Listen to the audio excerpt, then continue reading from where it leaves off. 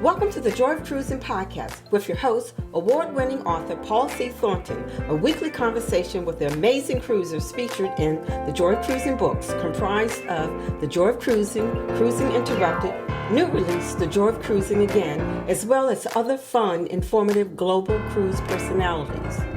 It's the next best thing to cruising, hearing about cruising from the unique and diverse perspectives of Paul's amazing guests.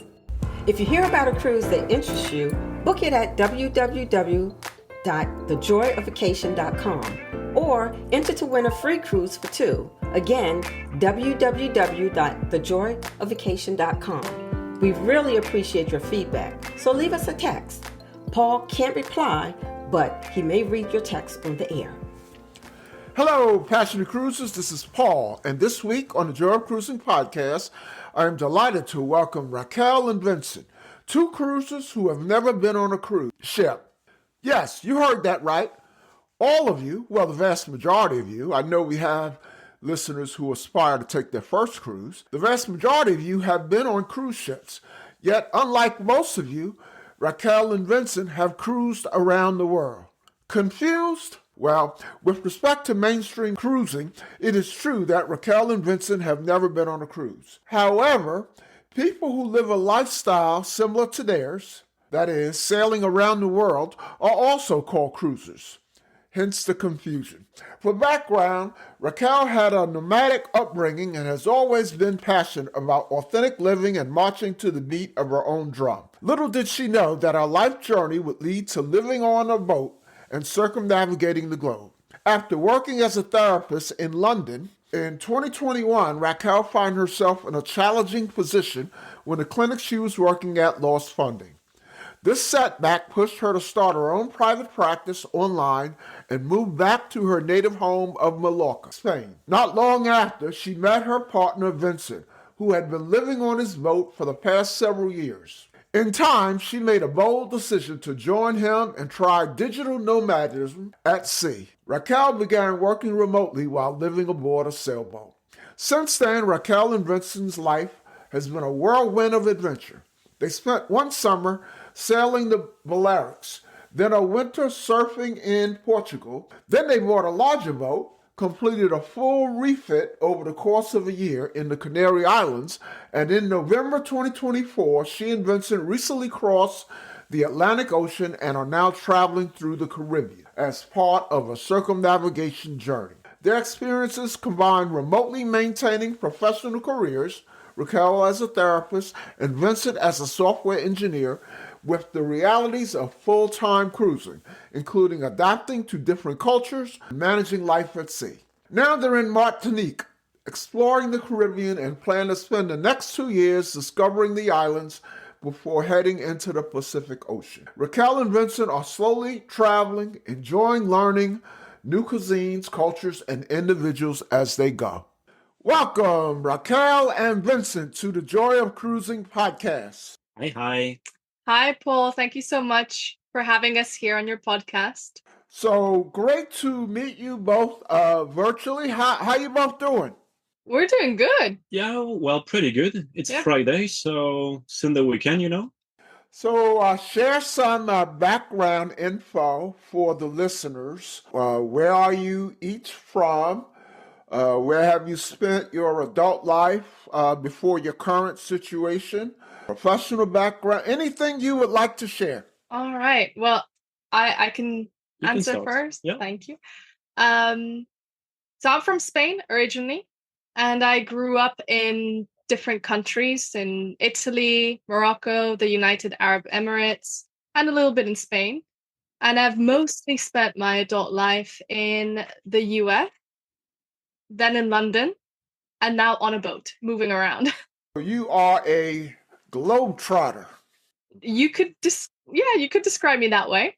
All right. How about you, Vincent? Well, me, I'm French, from France. I grew up in France, and I started to move around in 2016, when I actually moved to Norway in Scandinavia. And then I basically got addicted by the travel. So instead of continuing moving from a house to another house or an apartment to another apartment, I decided to move into a boat because I knew I liked it and I could move with my stuff instead of moving my stuff from a place to another. So, and it fit also my profession because I'm software developer. So instead of spending my days, my weekdays in an open space with my colleagues on the headphones on the ears and talking to each other through the chat, I could do exactly the same remotely from the boat. So that's how it actually happened. And yeah, if you hear this accent, it's because I actually 10 years ago, I did not speak very well English, only French. And I'm not like Raquel, actually. I'm not, I was not born as a globetrotter. I made myself a globetrotter quite lately, actually. Great.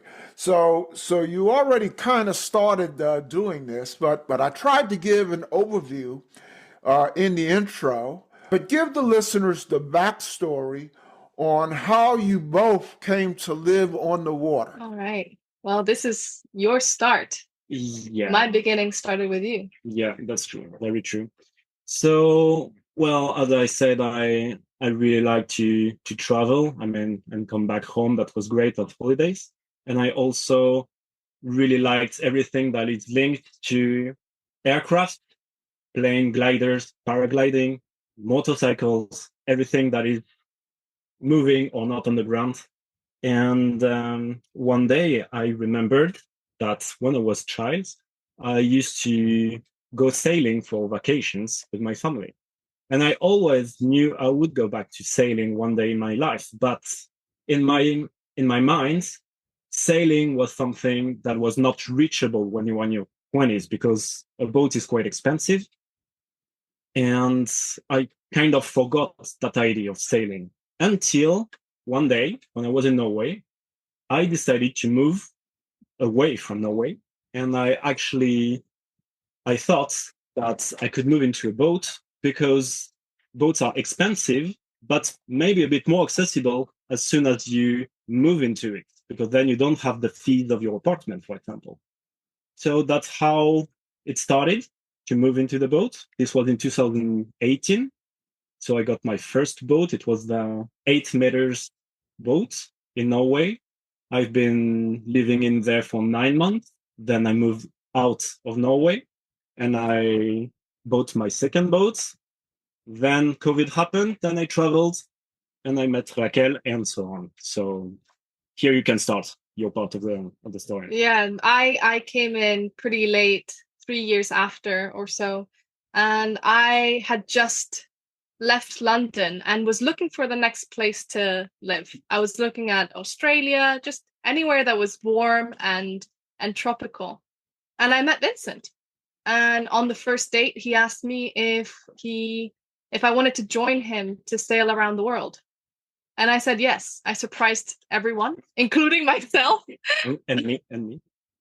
Now, let me jump in. Did I hear that correctly? He asked you on the first Yes. date, "Do you want to sail around the world?" Yes. Exactly. He those exact words came out of his mouth, and I said, "Yeah, why not?" That was not these words because it was in Wow. Spanish. Oh yeah, it's true. He did say it in Spanish. Yeah. I knew exactly what I wanted. I mean, when you're solo sailing at some point, you're happy to meet people for, just partying. And at some point you'd like to have deeper connections. Yeah. So yeah. Wow, that's a. Are you listening, fledgling romance novelists? that sounds like a romance novel. It's a copyrighted story. Well, are you going to write it? Maybe one day, who knows? We don't know what the future holds, so Yeah. we'll see where our story takes us. But yeah, wouldn't be bad. Well, when you write it, come back on and tell us about it, so we'll get you some sales. Thank you. I mean, that is amazing. That's almost like a movie script. I mean, the part about, just what you're doing is kind of romantic, sailing the world, but for Vincent to ask you on the first date, that is the makings of a movie. Well, Yeah. I can tell you, I could see immediately that she was different because I don't know, I could sense it. And when she told me that she's been nomadic her whole life, I was like, wow, actually, I think I think she's unique. And then I could dare to actually ask her if she would be keen on, because I mean, I was a traveler, so I would be gone 2 weeks after, maybe. Yeah. So 3 days. I 3 days. had to keep her. That's the thing. I remember in the I mentioned in the intro that she's been nomadic. Raquel has been nomadic all her life, and so that was the key. Those were the key words for you. Real quickly, now I am not a boater, but I bet a fair number of our listeners are. So say a little, you already did, but say a little more about your vessels. The first one you guys ventured out on, and then the larger one you purchased in terms of size and amenities. Okay, well, the very first one in Norway, I will just mention it. It was a Maxi Phoenix. That's the brand and the model. So it's a small boat of 28 foot. And I've been living there only for 9 months, and I did not meet Raquel there. I could. So you changed boat. Yeah, well, no, actually, the reason is that when you own a boat, the boat has a flag, the flag of your country of residency. And I was a resident in Norway, but then I moved back to France. And since Norway is not in EU, I had to change the flag of the boat. So I had to go through a full process of very complicated process of inspections and conformity policies, basically. So I skipped that and I basically changed boat. That was much more easy. So then I bought my second boat, which Called Oya. it was called Øya, from the Norwegian Øya. That means the island, because it's kind of my moving apartment, my moving island, you see. And it was made of steel, so and 45 years old. So it's a very old design with a very old philosophy that is based on you don't know what the weather is going to be like, so you want to be solid and be able to get the bad weather if you want. So you're basically very slow. That's the downside. So you can hit the rock, you are going to survive. Well, the boat will at least, but you crew sorry, you sail very slowly. This boat, yeah. It was a tank on water, and this is the boat that I moved into. And for perspective, because I was not a non-boater, it was basically one whole room, no doors. Yeah, no doors. No fridge. Exactly. Actually, I bought these boats as a single man and only for me. I wanted to make it maybe a bit more complicated for somebody to move in, so that I made the proper effort for the one who actually deserves it to change the boat. You see, it sounds maybe a bit weird say like that, but a test. It was kind of a test. But mainly also, I really wanted me to be happy in a boat that suits me perfectly. So it was a small boat with no doors, very simple, a bit raw, not necessarily super beautiful and fancy. We had no fridge, so that was a bit complicated. And then I met Raquel. So we started to make some change, do some DIY inside to make it more presentable. And but the very first month we actually were together, living there and working in, we knew already we had to change it. So, and that's when we switched to this boat with life as a couple who are also working online in mind. And we were looking for an easier to sail boat, a faster boat, and a fridge, 2 fridges, and a bed and doors.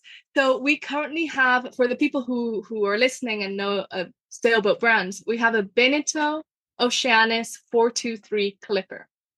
So it's polyester boat, 13 meters, with 2 cabins, 2 heads, an L-shaped galley, and a transom. And Portugal. You said in feet, is that about 40 feet? 43. 43. Okay. Okay. All right. So let's go way back. Vincent, you briefly alluded to sailing holidays with your family as a child. So talk about that. Well, I was a very small child at this time. I mean, the last holidays I remember I was 9, and the year after they had to sell the boat. But if you want, we were living in the south of France, in the Mediterranean coast, and every year during the summertime we would take 3 weeks holidays, sometimes a bit more, when my parents had the holidays actually, and we would cross to the Balearic Islands. So that's basically where I felt in love with the sea, with the fishing and the sea life, really. And I was really young, so I could not understand exactly how the boat was working, but I still had some instructions. I mean, I was steering the boat, I was steering the boat from the rudder, and I mean, my parents could trust me to do this kind of stuff, or adjusting the sails a bit here and there. But um, my best memory of this childhood is indeed the clear blue water of the Balearic Islands. And I think that, I don't know if the listener would make the connection, but that's where I met Raquel. And this is not random. I went back there because, like the salmon go back to the river they were born, I actually decided to move from Norway to France, and from France to go traveling with my boat to the Balearics. And that's where I met the woman of my life. Clearly, those early days influence your future course in life Yeah, in terms so of sailing. absolutely, yes. I mentioned before that I have always been fond of everything that is not standing on the ground, can be flying, with paragliding and everything. That's also something I really liked when I was a kid. And at this point of my life, I mean, when I decided to move into a boat, that was a very interesting, um, how to say that, a milestone, I would say, in my life, because I was not feeling good, and I had to do this work to work on myself, see deep inside of me what is something that I like, what is important for me. Is it to be, I don't know, in a nice open space with a nice salary, a nice company, nice job, have a house, a car, um, and all of that? I was successful, but I was not the happiest I could be. So it makes sense that I went back to all these old memories to make these changes of my life. And since then, I'm very happy. I have never been so happy. How about you, Raquel? Any experience on the water as you were growing up? None at all.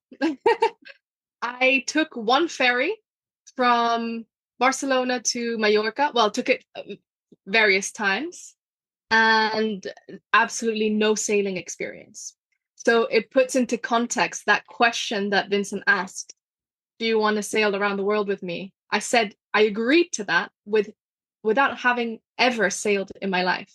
So talk about what it was like for the two of you when you first set out as a couple living at sea. Well, it was very hard. I think for me, it was very complicated to make that transition from land to sea life. We we have always been very happy in our couple, but the conflicts and the what has been so difficult is that transition into just living in a floating home. So Vincent exercised so much patience with me, so much. There's been so many times that I've told him, this is scary. It is so incredibly scary. And so the early moments in that steel boat called Oya, in terms for the both of us, it was a journey of discovery. And I think for you, it was rediscovering the sea through my eyes and having to Mm-hmm. do a lot of teaching as well. Well, yeah, to me, the transition, the big change was that suddenly I was not alone anymore, which was a very good thing because I was feeling a bit lonely. So the loneliness was solved. But then that's true that I had to explain a lot of things to Raquel and show her. And there were a lot of things with both life, actually. Most of the things you can't explain. You cannot explain how it is to be in rough tea because you can't describe it. It's like try to explain to somebody who never tasted chocolate what chocolate tastes like. You see what I mean? You have to go through the experience. Right. And sometimes it can be a bit hard when sailing because, for example, let's say this crossing between Mallorca and Ibiza. Oh yeah. Well, let's keep that as one of the experiences to share because that. Okay. Well, so basically, it's a lot of learning by doing, and so indeed, it needs a lot of patience from both of us. Yes. Because sometimes you decide to do something and you cannot make it because the weather decided differently or the boat breaks down. You have a breakdown on the equipment, so you need to fix instead of going have fun with your friends. Raquel, when Vincent first asked the question about sailing with him, and you, I get the sense, quickly said yes, were you did seasickness come to your mind at all? Were you worried about that? No. No, not at that time, but the very first, the 4 days after when Vincent took me on my first sail, it became very, very clear that seasickness was a problem. So you now you're over it now, or you just take medication, or? Well, actually, it depends. Really much better than before. Come on, it's much, much better. But I still get seasick, and I've learned to listen to my body and to take medication when I need it. And I understand what conditions my body is used to. And if we feel that there's going to be a different type of condition or weather forecast, then I will take medication as a precaution. So in general, what's life like on the water? Such a hard question because every day is different. To me, I would say it's continuous, perpetual transition. Yes, that's a great way to put it. And I love it. Nothing is ever the same. It's incredible. For those of you who like routine, this lifestyle is very, very hard to maintain one. And it's that constantly having to adapt, to organize, to plan with all of these different moving parts. And we make a plan and often have to change it because there's a different variable that comes in and we have to adapt and be flexible. So it's incredible. And sometimes it's a bit constraints. It's a lot of constraints as well. But if you manage it well, actually you can make it something really, really beautiful and incredible. Yeah. When I try to imagine what it must be like for you, the first thing that comes to mind is nighttime. I mean, isn't it like very, very dark? Well, when you're sailing in the middle of the Atlantic Ocean, yes. But surprisingly, there's a lot of light that the stars provide and the moon when the moon is up. Yeah, I prefer to sail with the moon, actually. Yeah. It's much more convenient because you can see the horizon. It's not pitch black. Yes. But when it's cloudy and it's really, really, really dark. The worst I had was fog. Fog by night, it's terrible because you have just the gravity to give you an idea of where you are. You just know if you're vertical or not. And this gravity moves because you're on a boat. So, so not great for seasickness. No. But also I want to mention that when you leave aboard, you don't spend 100% of your time sailing. You are either, most of the time, you're on anchor. You're on anchor. If you're in the Caribbean, in some places, you will be in the marina because there is no protection for the anchorage. But sailing is reserved for when you change location. So currently we're in the Caribbean. We're not in Martinique anymore, by the way. We're in Saint Martin. And so we're traveling, crossing from island to island. So we sail pretty much often. However, we work we never work when we sail. Yes. It's like when you drive, you don't work. You're not supposed to have the phone, for example, or to work on your computer. Mhm. So, Okay. Speaking of work, Raquel is a therapist, and Vincent, you are a software engineer. I suspect being a therapist and a software engineer at sea brings its own set of challenges and rewards. Talk about that. Yeah, I think there's a common set of challenges, and then there's the challenges that are specific to each of our professions. The common challenge from day one was internet. How can we work if we don't have a stable connection? So we pretty quickly changed to Starlink satellite internet, which gives us a really stable connection. Okay. That was then the reward. In terms of my specific challenges for as being a therapist, it has been navigating some of the imposter syndrome of there's not that many sailing therapists out there. So having to overcome that sense of, oh, I'm doing something I'm not supposed to do. Therapists are not supposed to live on a boat.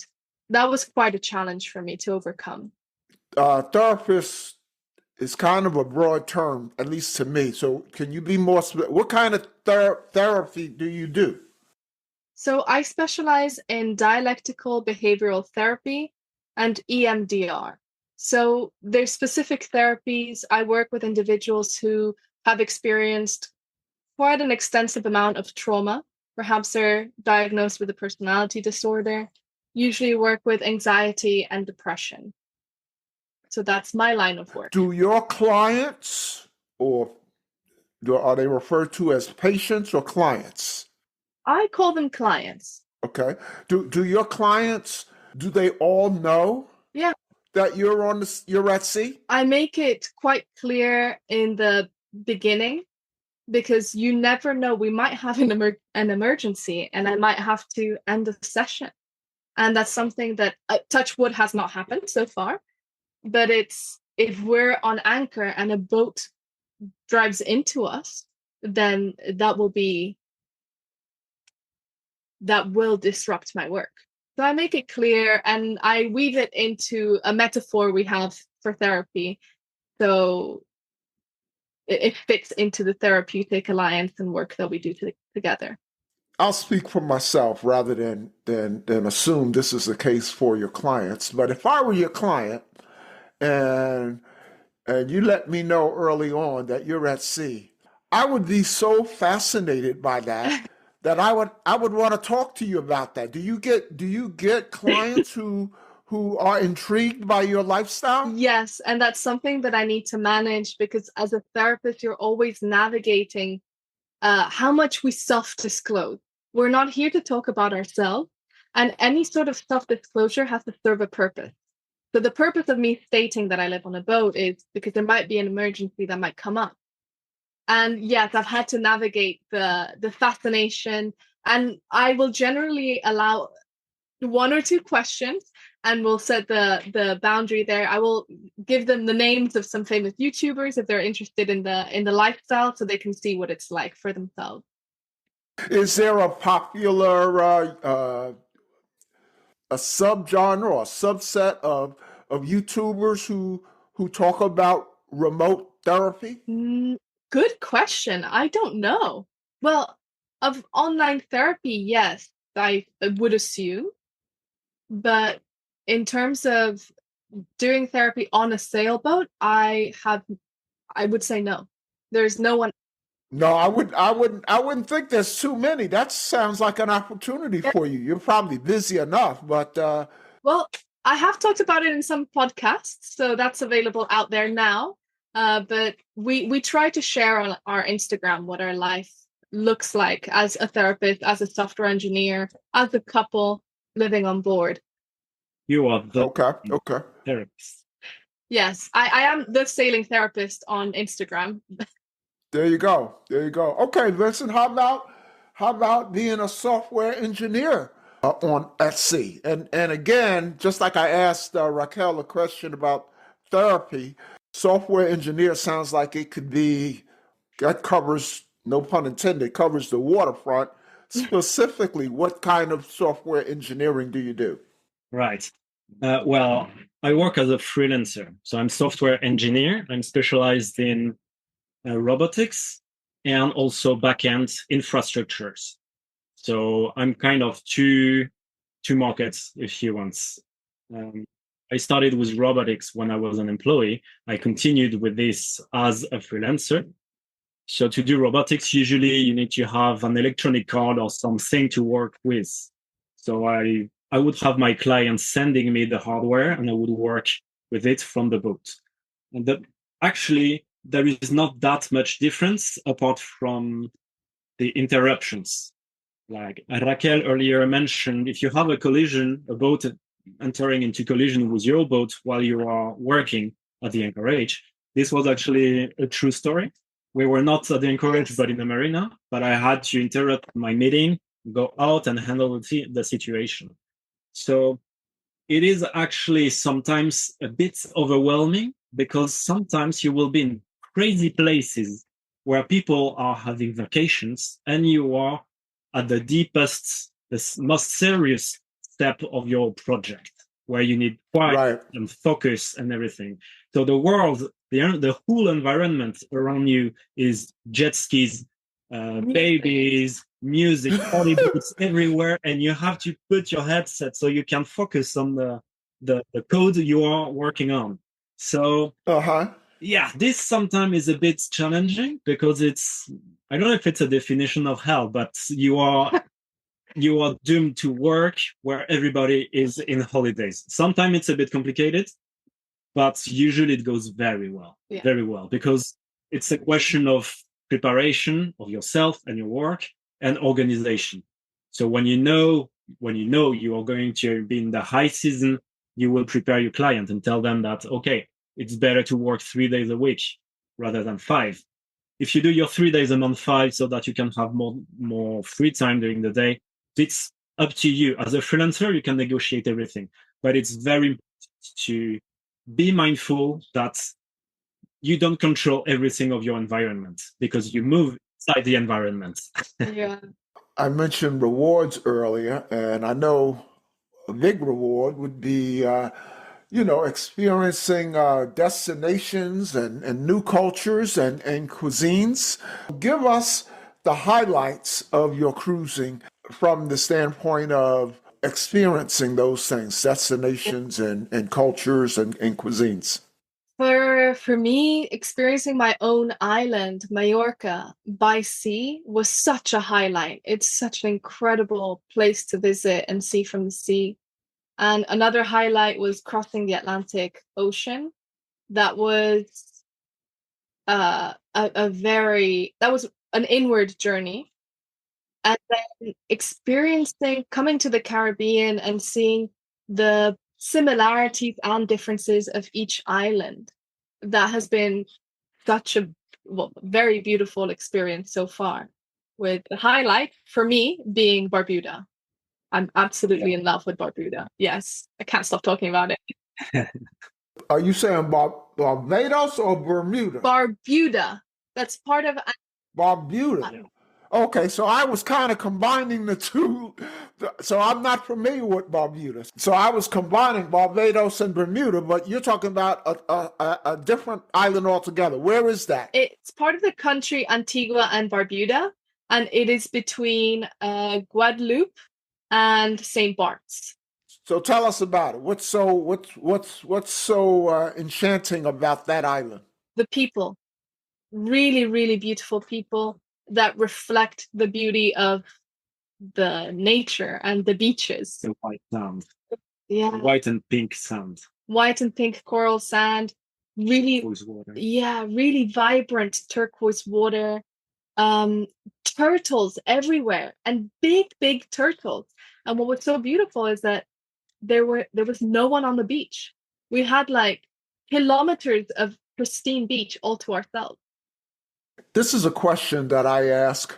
I from time to time have individuals on the show who I referred to you earlier as a globetrotter. You both are globetrotters. And so I specifically am interested when I have someone who in my mind meets the criterion of being a globetrotter. I like to ask them, what's the most interesting or exotic cuisine they've been exposed to as a result of their globetrotting? How about you guys? Talk about cuisine. Well, what comes to my mind first now is the lobsters acras we made. With lobsters, we fished ourselves. And acras we made with the local spices Recipe. and recipes. Yeah, And that's Caribbean cuisine. yeah, yeah, yeah. We have a lot of expectation on the cuisine, or mainly the rest of the journey, because we come from Europe, and Caribbean is the first destination outside Europe, actually. So personally, I expect a lot from Thailand, for example, and Yeah. all the islands in the Pacific as well. There will be a lot of exotic cuisines further along in the journey. So far in my life, the most exotic thing I've tried has been alligator, but that was not while I was living on a boat. That was during travels. And I would say the most exotic cuisine we've had so far would be Caribbean cuisine in the sense that it's further away from home and it's tropical, Hmm. but maybe not the most adventurous or risky. Interesting. Yeah. What about how about cooking on the boat? Who does the cooking? You, Raquel, or Vincent, or both? Well, she cooks much better than I do, and I clean the dishes a bit better than she does. So right there. We have the perfect system. Yeah. However, I'm the baker. Yes, Yeah, that's I true. make the bread. Yeah. So I do the cooking, Vincent does the dishes, and then Vincent makes really good sourdough bread on board. What are some of the things on the boat that you cook? Is it like food from your homeland, or are you trying things that you because of things you've experienced on the islands? I mean, what do you cook? Yeah, well, pretty much anything. We started with wherever we go and travel, we try to learn a few recipes from the place. So when we crossed the Atlantic Ocean, we were cooking French cuisine, Spanish cuisine, Italian, some Moroccan. And since being in the Caribbean, we have made acras. We have, which are like fish croquettes to describe them. They're really, really good.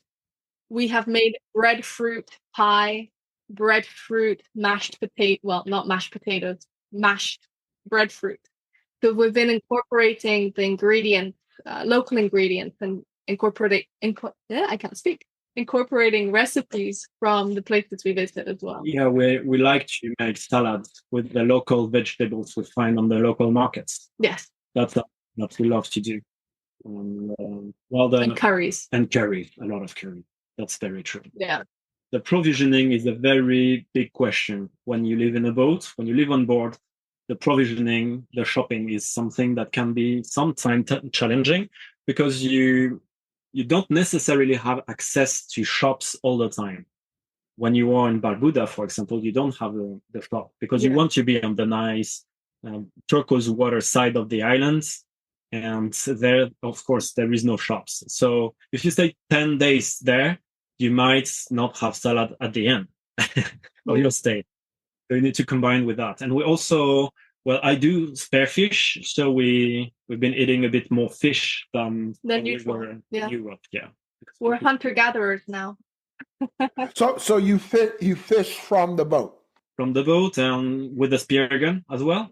I do free dive with the spear gun. I shoot the fish and Or the lobster. all the lobsters, Yeah. and with them Wow. evening. Yeah. Are you self-taught, or how did you learn how to do that? Well, that's a very good question, because we sailed together with another boat. We met in the Canaries, and we sailed together with them because they have the same profile, more or less. They work online, they live aboard, and so we became friends. And the guy is a proper, how do we call that? Spearfisher, Spearfisher, yeah. and he taught. He taught me, yeah, because I would not Oh, okay. before.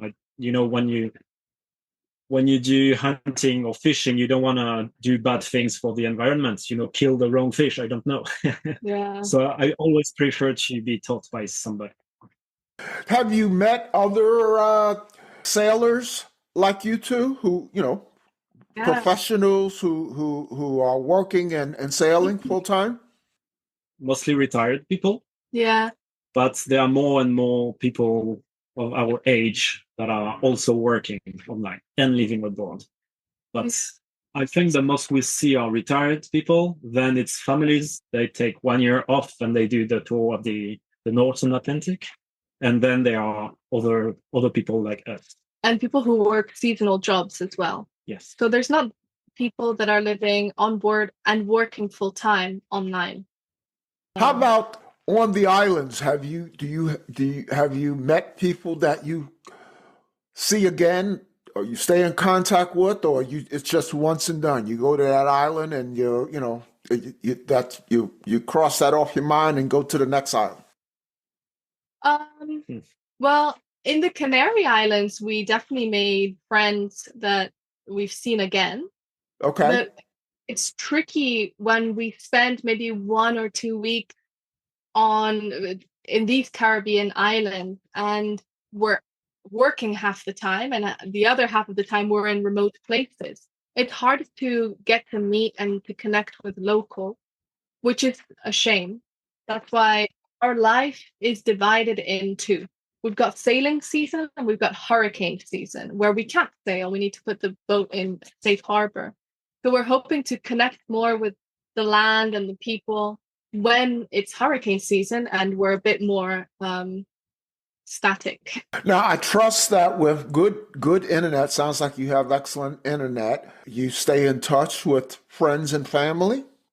Yes. Yeah. Well, she does a bit more than I do because it's my character, I would say, the way I do. If I'm not there to talk with my friends, then I will not spontaneously open the chat and talk with them. But I keep connection, yes, of course. You do it very, very well. Yeah, I'm used to it. A question that just came to mind, forgive me if this is a naive question, because again, I've never met anyone who does what you do. Do you have a television?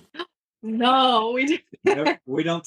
By choice. By choice, yeah. Yeah. Many people do. That's true in boats. But we do watch Netflix and we watch shows from our iPad and from our laptop.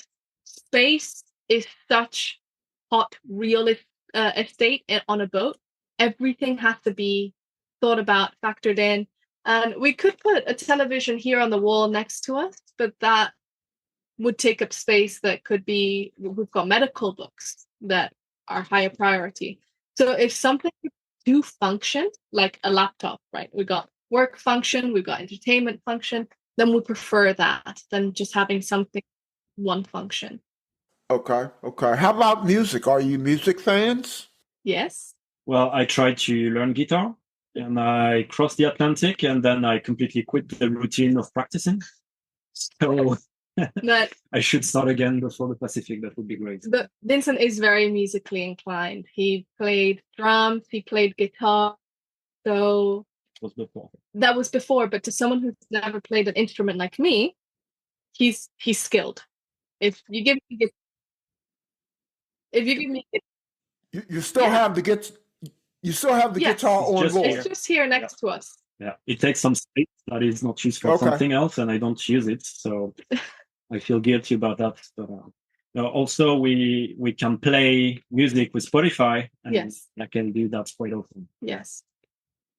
And that's through your devices. Yes. Yeah. Let's talk about the future. What does the future hold for your nomadic life at sea? The future. Well, the destination is the start point in Mallorca. So we do a circumnavigation over an undefined period of time. So it can take 5 years, 10 years.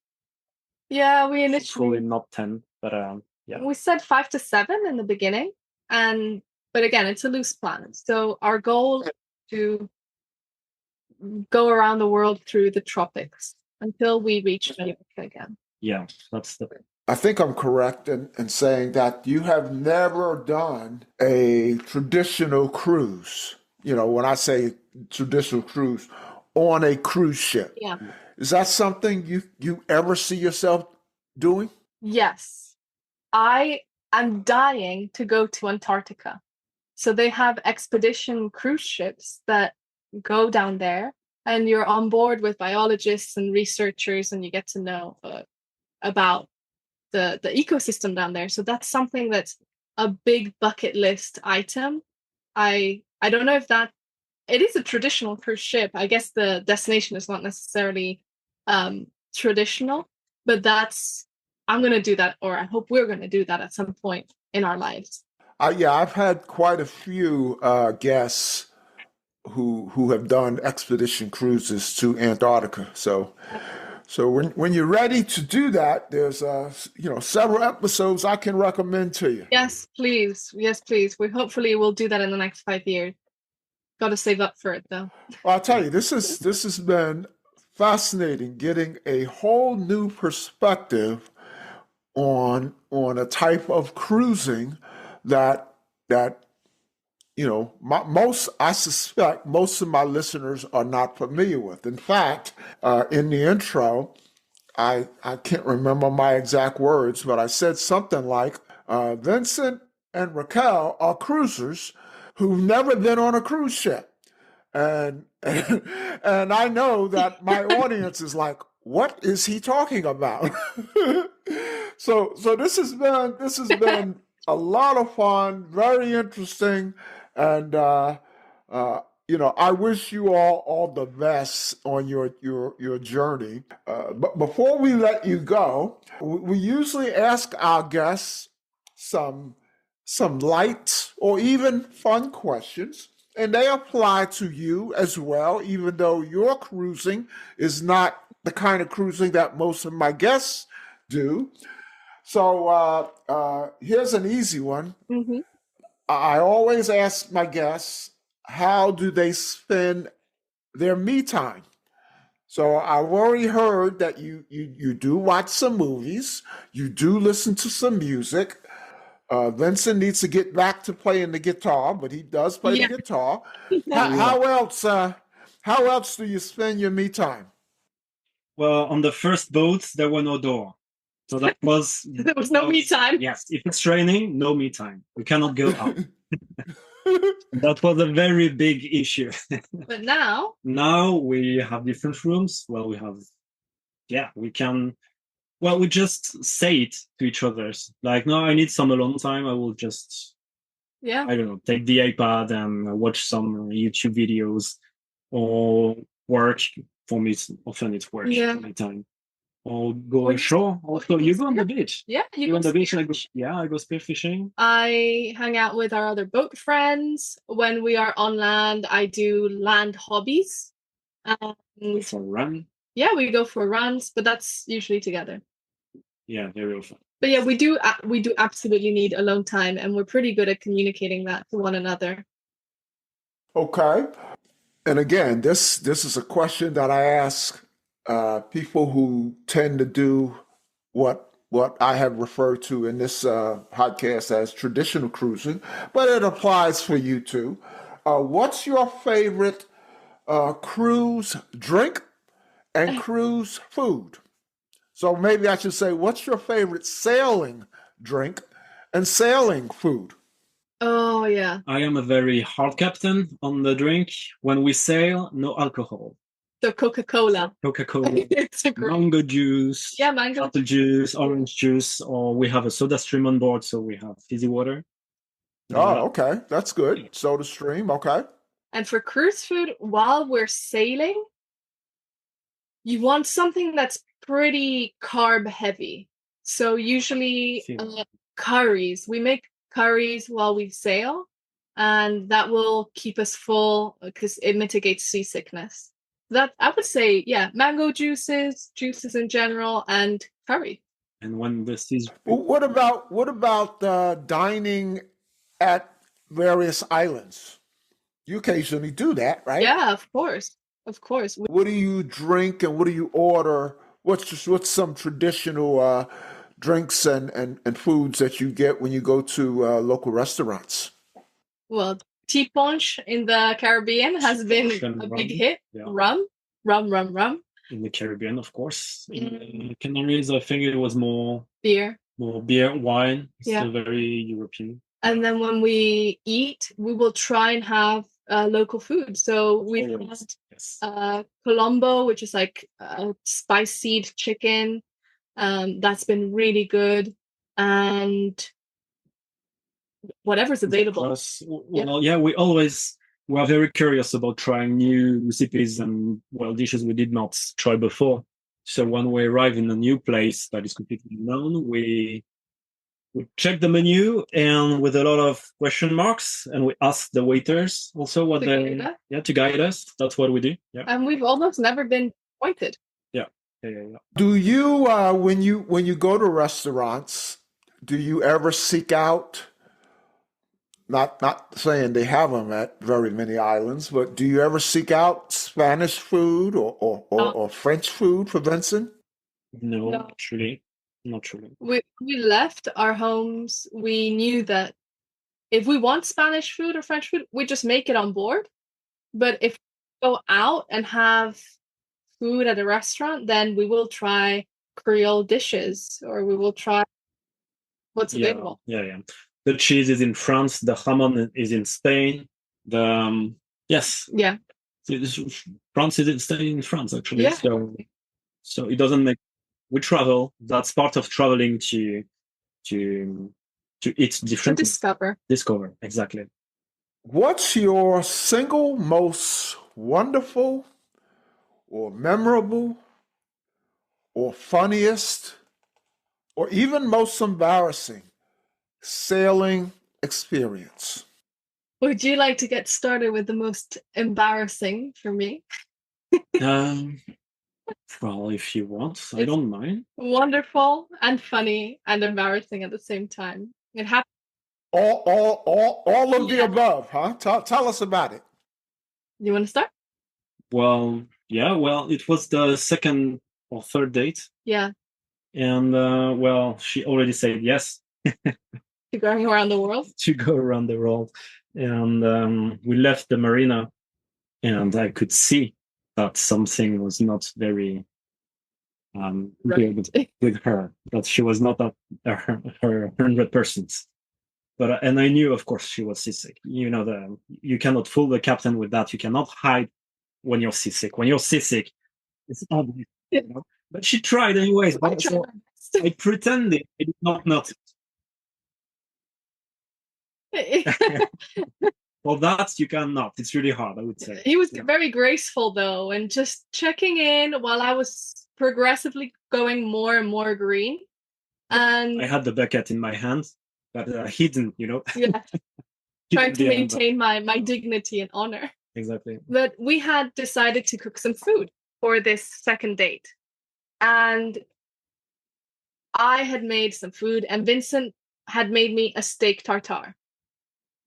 Now, if you piece the two together of steak tartare and seasickness, it doesn't really mix.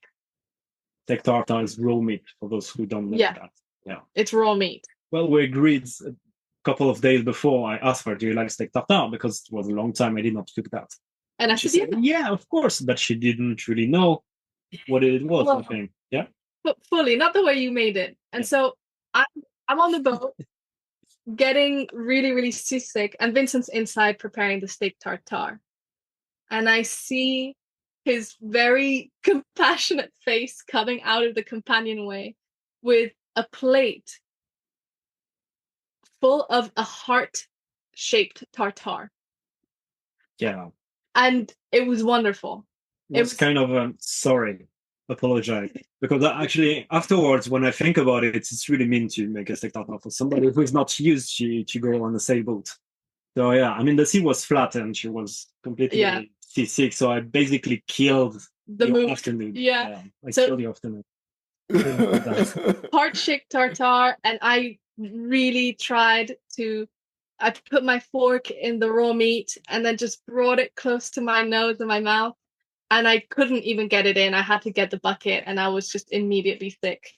So that was second date. And this man is still here. So it was definitely embarrassing for me to throw up in front of my date the second time I met him.